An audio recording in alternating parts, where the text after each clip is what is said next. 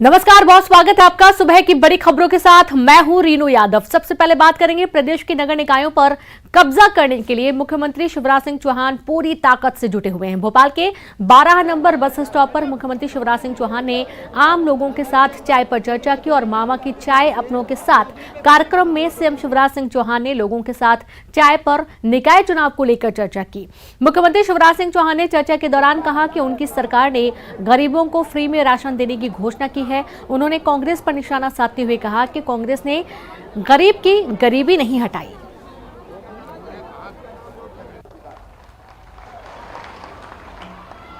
और तीसरी चीज जो हमारी जमीन होगी, प्लाट होगा, उस पर उसी जगह मकान बनाने के लिए पैसा दिया जाएगा। मैं पूरे मध्य प्रदेश से कहना चाहता हूं, बड़े बड़े बंगला वालों से भी कहना चाहता हूं, तुम्हारे तो बड़े बड़े घर हैं, गरीब का छोटा मकान तो बन जाए जिसमें अपने बच्चों के साथ सर्दी गर्मी बरसात में वो चैन से रह सके। और इसलिए एक सामाजिक क्रांति मध्य प्रदेश में हो रही है। सामाजिक क्रांति, गरीबों की जिंदगी बदलने की क्रांति। तीसरी चीज जरा ध्यान से सुनना, मेरे बेटे बेटियों बच्चों, तुम भी सुनना और उनके माता पिता भी सुने। मुझे बताओ, अपने बच्चों में बुद्धि की कमी है क्या? अरे जोर से बताओ, बुद्धि की कमी है क्या? अगर ढंग से पढ़ने का मौका मिल जाए तो हमारे बच्चे भी बड़े पदों पर पहुंच सकते हैं कि नहीं? तो गरीब का बेटा बेटी पत्थर का को तोड़े, केवल पत्थर ही तोड़े क्या? केवल मिट्टी खोदे क्या? केवल गाड़ी ढोए क्या? अगर उसमें बुद्धि और अकल है तो उसको भी पढ़ के बड़े पद पर पहुंचने का अधिकार है। और इसलिए आप ध्यान से सुन लेना, कांग्रेस ने, कमलनाथ ने बड़ा पाप किया था। संबल योजना बंद कर दी थी। संबल योजना में मैंने तय किया था कि मेरे जितने भांजे भांजी हैं वो पढ़ेंगे ध्यान से, और पढ़ने के बाद उनका एडमिशन अगर मेडिकल कॉलेज में होता है, अगर इंजीनियरिंग कॉलेज में होता है, IIT IIM में होता है, लॉ कॉलेज में होता है, देश की यूनिवर्सिटी में होता है, विदेशी यूनिवर्सिटी में होता है, तो फीस बहुत ज्यादा होती है। डॉक्टरी पढ़ाने की फीस प्राइवेट मेडिकल कॉलेज में 8 लाख 10 लाख रुपया साल होती है। बताओ, गरीब का बेटा बेटी चुका सकता है क्या? तो अब उसकी ये फीस उसके मम्मी पापा नहीं चुकाएंगे। कौन चुकाएगा? कौन चुकाएगा? ये क्रांति है। देखो, हमारे बच्चे इसलिए नहीं पढ़ पाते कि पैसा हमारे पास नहीं है।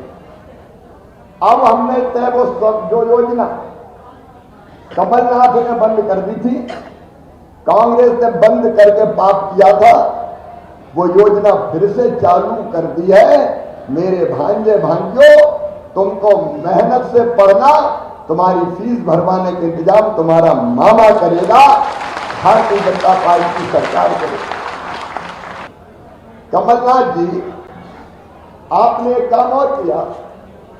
संबल योजना के अंतर्गत बेटा बेटी को जन्म देने के पहले 4,000 रुपया और जन्म देने के बाद 12,000 रुपया हम देते थे, ताकि गरीब मजदूर बहन आराम कर सके बेटा बेटी को जन्म देने के बाद।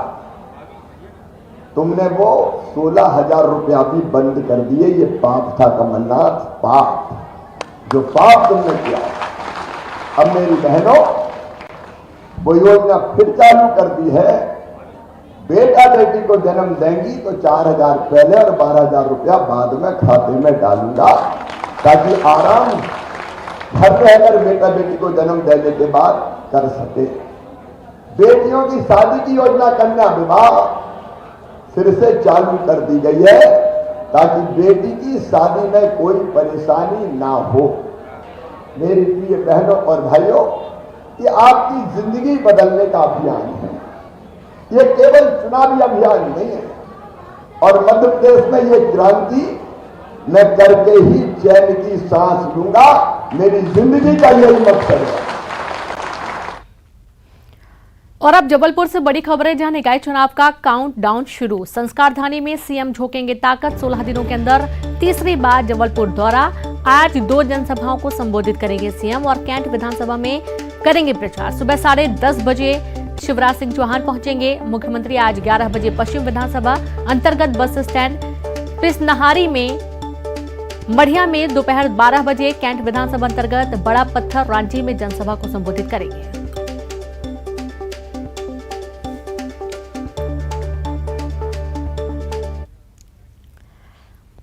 तो वहीं दूसरी तरफ ज्योतिरादित्य सिंधिया आज ग्वालियर के दौरे पर हैं। ज्योतिरादित्य सिंधिया ग्वालियर पहुंचेंगे, जहां पर चर्चा करेंगे। ग्वालियर शहर के विकास को लेकर चर्चा होगी। जीवाजी क्लब के स्थापना दिवस पर भी बैठक हो रही है और आम सभा और रोड शो भी करेंगे ज्योतिरादित्य सिंधिया।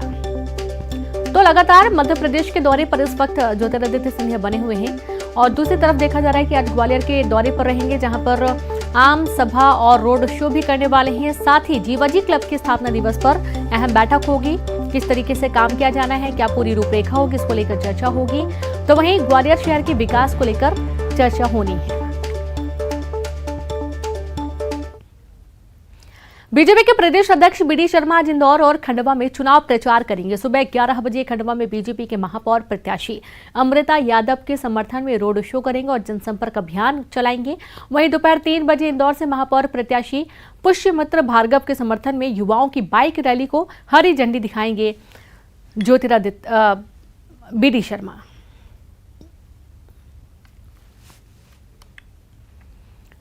तो वहीं भोपाल नगर निगम चुनाव में कंप्लीट वोटिंग पर इस बार राज्य निर्वाचन आयोग का फोकस रहेगा। राज्य निर्वाचन आयोग की माने तो महापौर पार्षद जब तक दोनों अपना वोट नहीं देंगे तब तक मतदान पूरा नहीं माना जाएगा। वहीं पोलिंग बूथों पर 2 मशीनें आपस में जुड़ी रहेंगी। पहली मशीन पर पहला वोट डालने पर छोटी बीप की आवाज सुनाई पड़ेगी, जबकि दूसरा वोट डालने पर लंबी बीप की आवाज सुनाई पड़ेगी। कंप्लीट मतदान के बाद ही पीठासीन अधिकारी वोटर को बाहर जाने देगा।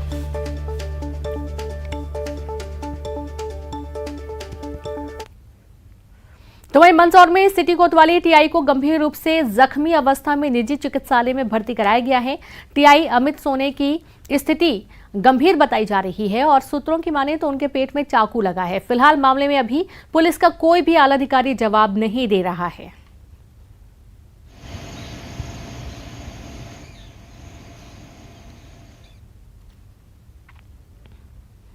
जबलपुर से बड़ी खबर है, जहां पर एमपी न्यायाधीश संघ का वर्चुअल महाधिवेशन आज 1650 न्यायिक अधिकारी होंगे शामिल। चीफ जस्टिस रवि मलिमत भी होंगे शामिल। वर्चुअल महाधिवेशन देश में आयोजित अपनी तरह का पहला आयोजन महाधिवेशन के बाद मध्य प्रदेश न्यायाधीश संघ के अध्यक्ष पद के लिए होगा चुनाव।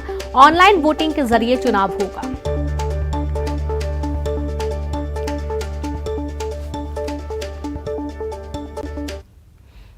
तो एक बड़ी खबर रायपुर से, जहां पर स्कूल बसों की आज होगी जांच। पहले दौर की जांच में 37 बस मिली थी अनफिट।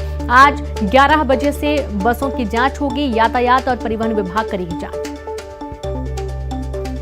तो खबर रायपुर से है, जहां पर स्कूल बसों की आज जांच होगी। आप ये देखिए कि पहले भी स्कूल बसों की जांच की गई है। जहां मध्य प्रदेश की बात करें तो वहीं दूसरी तरफ स्कूल बसों की जांच होगी और पहले दौर की जांच में 37 बसें अनफिट मिली थी। आज 11 बसें फिर से जांच की जाएंगी और यातायात परिवहन विभाग ये जांच करेगा। जब पहले बसों की जांच हुई थी तो उस दौरान 37 बसें अनफिट मिली थी और ये साफ किया गया है कि जब स्कूल चलेंगे, बसें बिल्कुल फिट रहेंगी, तभी उन बसों का संचालन किया जाएगा। क्योंकि नन्हे बच्चे स्कूल जाते हैं बसों के माध्यम से और जब हादसे होते हैं तो बच्चों की जान पर भी बनाती है। तो ऐसे हादसों से बचने के लिए जो ड्राइवर होगा वो किस प्रवृत्ति का है, ड्यूटी के टाइम पे किस तरीके की उसकी एक्टिविटी रहती है, तमाम ये चीजें ध्यान देने की स्कूलों को सख्त जरूरत है। क्योंकि स्कूल बसों के माध्यम से विद्यार्थियों का आना जाना अब थोड़ा सा खतरे भरा भी होने लगा है। क्योंकि कई बार देखा जाता है नशे की हालत में ड्राइवर होते हैं, बहुत तेज बस चलाते हैं, या यूं कहें कि टाइम से बसों का जो संचालन होना चाहिए वो नहीं होता और इसके चलते भी भाग दौड़ के दौरान हादसे होते रहते हैं। और ज्यादा जानकारी के साथ संवाददाता युगल जुड़ गए। युगल, एक बार फिर से स्कूल बसों की जांच की बात कही जा रही है और जब पहले जांच हुई थी तो पाया गया था कि 37 बसें अनफिट हैं। स्कूल शुरू हो गए हैं, जाहिर सी बात है बच्चों का आना जाना शुरू हो गया है। पूरी जानकारी युगल। ये उन्होंने देखिए कोविड के चलते लगभग 2 साल से स्कूलों के पट बंद थे। अब जब स्कूल खुले हैं तो ऐसे में जो अनफिट बसें हैं वो लगातार दौड़ रही है और अनफिट बसें जो नौहाल है, जो भविष्य है, बच्चे हैं, उनके जान को बड़ा खतरा रहता है। यातायात पुलिस और परिवहन विभाग ऐसे इन स्कूलों की जांच कर रही है। पिछले सप्ताह 12 स्कूलों की 147 बसों की जांच की गई थी, जिसमें 37 बस है वो अनफिट पाए गए थे और 21,100 रुपए का जुर्माना भी वसूला गया था। अब आज भी 11 बजे यातायात और परिवहन विभाग इन बसों की फिटनेस की जांच करेगी।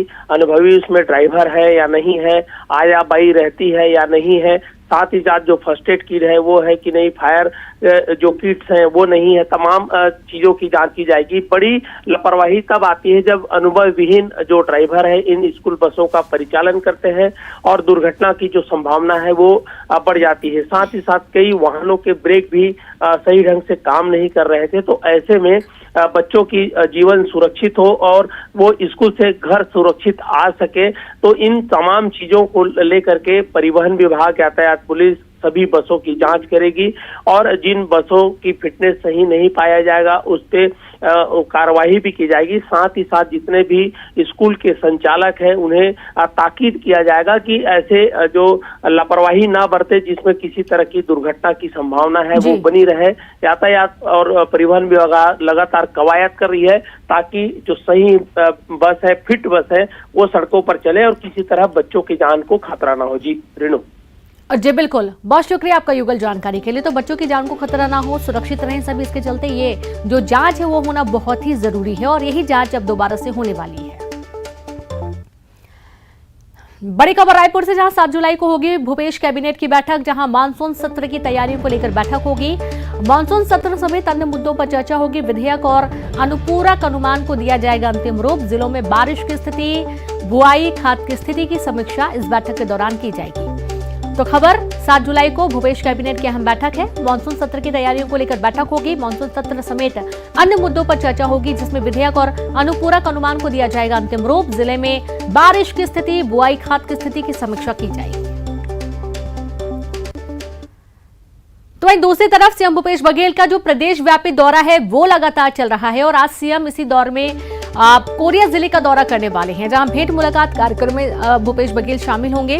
कोरिया के विकासखंड खड़गवां का करेंगे दौरा। पोर्नी गांव भी जाएंगे सीएम भूपेश बघेल। तो वहीं बैकुंठपुर के पटना गांव जाएंगे सीएम। बैकुंठपुर में आदिवासी समाज सम्मेलन में होंगे शामिल। शाम में कई प्रतिनिधि मंडलों से मुलाकात करेंगे। बैकुंठपुर में सीएम रात्रि विश्राम करेंगे। और जशपुर से बड़ी खबर है, जहां पर हाथी के हमले में युवक की मौत का मामला सामने आया है। वन अमला मौके पर पहुंचा। कुनकुरी वन परिक्षेत्र के खारी झरिया की पूरी घटना सामने आई है। तो बड़ी खबर है जशपुर से, जहां हाथी के हमले में युवक की मौत। वन अमला मौके पर पहुंचा। कुनकुरी वन परिक्षेत्र के खारी झरिया की पूरी घटना है, जहां पर हाथी के हमले में युवक की मौत हुई है। खबर गुना से है, जहां पर जमीन विवाद में आदिवासी महिला को आग लगाई गई। दबंगों ने डीजल डालकर लगाई आग। गुना जिला अस्पताल में इलाज के बाद भोपाल रेफर किया गया। लंबे समय से चल रहा था महिला और गांव के दबंगों के बीच जमीन विवाद। महिला ने पुलिस को बताए कई लोगों के नाम, जहां पुलिस ने 3 आरोपियों के खिलाफ मामला दर्ज किया। तो वहीं बमोरी थाना क्षेत्र के धनेरिया गांव का ये पूरा मामला है। बमोरी पुलिस मामले की जांच में जुटी है। महिला का नाम राम प्यारी बाई बताया गया है। पति अर्जुन सहरिया बताया जा रहा है। दर्ज गुना एसपी पंकज श्रीवास्तव ने घटना की पुष्टि की। बमोरी थाना क्षेत्र का पूरा मामला है।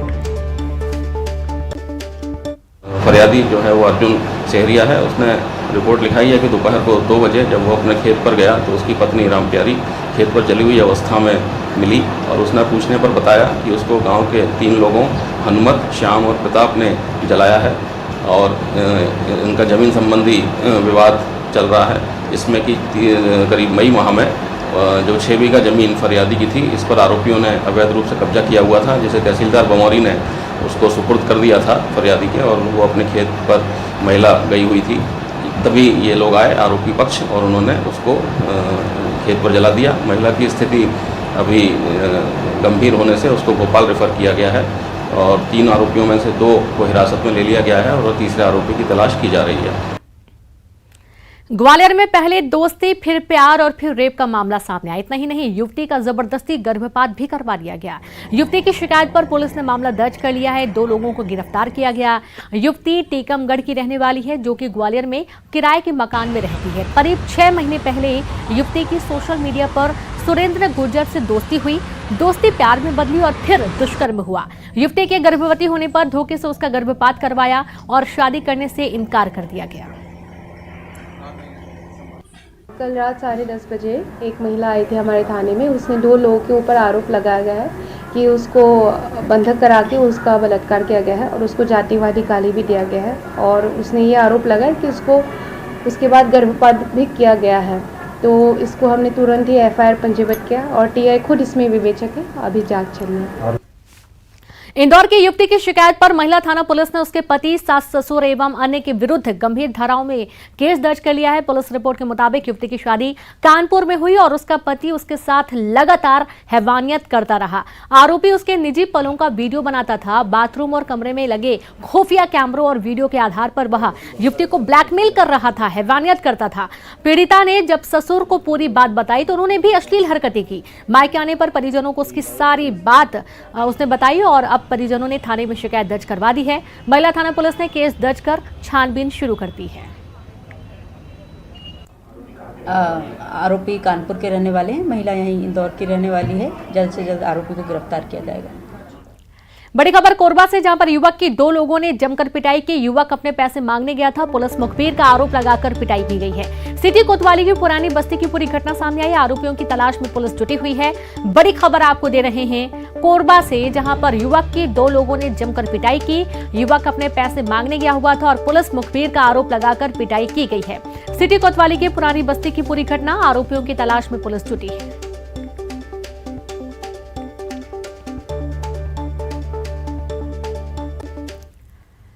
तो वहीं इंदौर की कनाडिया थाना पुलिस ने एक व्यापारी को लाखों की चपत लगाने वाले चोर को राजस्थान के उदयपुर से गिरफ्तार किया। मोहन नाम का यह आरोपी जिस घर में नौकरी करता था, उसी घर से 10 किलो चांदी के बर्तन और सोने के जेवरात लेकर फरार हो गया। पुलिस ने इसे गिरफ्तार करने के साथ ही उसके पास से करीब 6 लाख रुपए की कीमत का सामान भी जब्त किया है। आरोपी मोहन राजस्थान के उदयपुर के जैताना गांव का रहने वाला है। पिता दूल्हा जी ये राजस्थान का रहने वाला था, उदयपुर जिले का, और वो घटना के समय से ही वो फरार था। तो उसके लिए हमने एक स्पेशल टीम बनाई और उस टीम को हमने उदयपुर भेजा। उदयपुर में चूँकि आप जानते हैं कि वहाँ पर थोड़ा सा अभी कर्फ्यू का अभी समय था, लेकिन पुलिस की टीम ने वहाँ की पुलिस के साथ संपर्क करके और अपने तबली से जो व्यक्ति था, जो नौकर था मोहन, उसको उसकी बहन के यहाँ से उसको पकड़ा। तो वहीं छत्तीसगढ़ से सीधे पहुंचे जंगली हाथियों के दल ने गाजर गांव में जमकर उत्पात मचाया। हाथियों के दल ने तिनगी गांव में एक कच्चे मकान को धराशायी कर दिया। गनीमत रही कि घटना के वक्त घर के लोग पड़ोसी के घर में छिप गए थे। जंगली हाथियों ने न सिर्फ मकान को क्षतिग्रस्त किया, बल्कि घर में रखे अनाज को भी खा गए। घटना के बाद से ग्रामीण दहशत में हैं। ज्यादातर ग्रामीणों ने गांव खाली कर दिया है और दूसरे गांव में अपना ठिकाना बनाया है। उधर हाथियों की निगरानी में संजय टाइगर रिजर्व की टीम लगी हुई है। तो आप ये देखिए कि हाथियों के उत्पात में किस तरीके से जो ग्रामीण है वो दहशतजदा हैं। ग्रामीणों ने घरों को निशाना बनाया, घरों को नुकसान पहुंचाया है, यहां तक कि फसलों को भी चौपट कर दिया। घर में रखा जो अनाज है वो भी चट कर गए। ग्रामीणों के अंदर इतना ज्यादा डर कब बन गया था कि उनको अपना घर द्वार छोड़कर दूसरे गांव जाना पड़ा। जंगली हाथियों ने काफी उत्पात मचा रखा है। खबर मंडला से, जहां पर सड़क हादसे में 3 लोगों की मौत का मामला सामने आया। पेड़ से टकराई बाइक, 3 की मौत हुई, एक की हालत काफी गंभीर। छपरतला गांव के पास हादसा हुआ है। शिरमी गांव से छपरतला जा रहे थे बाइक सवार। बिछिया थाना क्षेत्र का ये पूरा मामला सामने आया है। बड़ी खबर आपको दे रहे हैं मंडला से। जहां गांव के पास हादसा हुआ है। शेरमी गांव से छपरतला जा रहे थे बाइक सवार और इसी दौरान हादसे का शिकार हो गए। गंभीर हालत में अस्पताल भर्ती किया गया है। 3 लोगों की मौत हुई और एक युवक की हालत काफी गंभीर बताई जा रही है। बड़ी खबर है मंडला से। तो पेड़ से बाइक टकराई थी, जाहिर सी बात है, और अनियंत्रित बाइक पेड़ से टकराई और इस हादसे में 3 लोगों की मौत का मामला सामने आया है और एक व्यक्ति की हालत काफी गंभीर है जिसे अस्पताल पहुंचाया गया है। बिछिया थाना क्षेत्र का ये पूरा मामला है। बड़ी खबर आपको दे रहे हैं मंडला से, जहां पर सड़क हादसे में 3 लोगों की मौत का मामला सामने आया। पेड़ से बाइक टकराई, 3 लोगों की मौत हुई, एक की हालत काफी गंभीर है। छपरतला गांव के पास हादसा हुआ। शेरमी गांव से छपरतला बाइक सवार जा रहे थे। बिछिया थाना क्षेत्र का ये पूरा मामला सामने आया है।